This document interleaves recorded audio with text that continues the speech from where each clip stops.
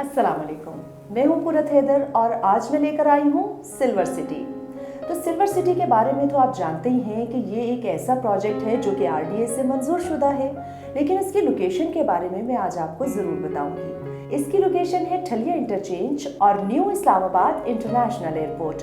इसके साथ साथ अगर आप रावलपिंडी इस्लामाबाद से रिंग रोड की तरफ से जाना चाहते हैं तो ये तो आपको फ्यूचर में बहुत जल्द ये रास्ता भी मिलेगा, लेकिन उससे पहले आप जा सकते हैं I-16 ठलिया रोड और गिरजा रोड से। तो जनाब ये तो हो गई लोकेशन। अब मैं आपको बताऊंगी कुछ सिल्वर सिटी की पॉलिसी के बारे में, लेकिन नई पॉलिसी बताने से पहले क्यों ना पुरानी पॉलिसी पर बात कर ली जाए।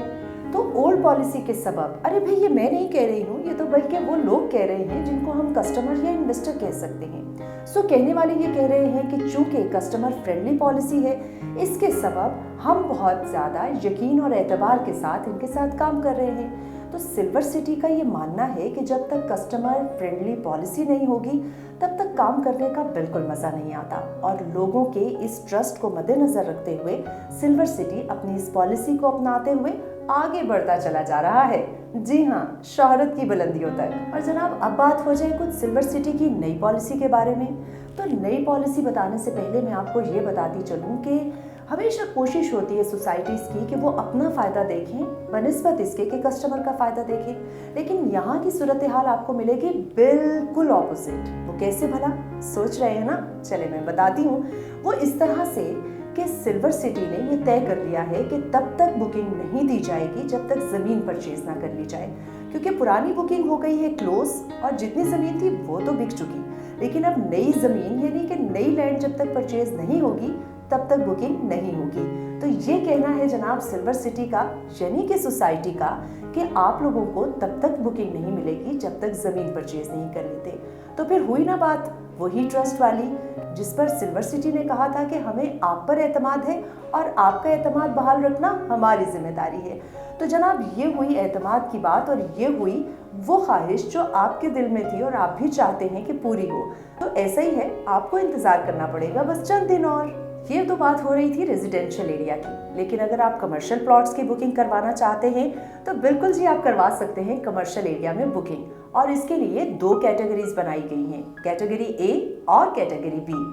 ए कैटेगरी में आपको 35 बाय 40 साइज के कमर्शियल प्लॉट्स एक्सप्रेसवे फेसिंग में 1,32,50,000 में मिलता है, और इसकी बुकिंग 20% से स्टार्ट हो रही है, जो कि 26,50,000 रुपए बनते हैं।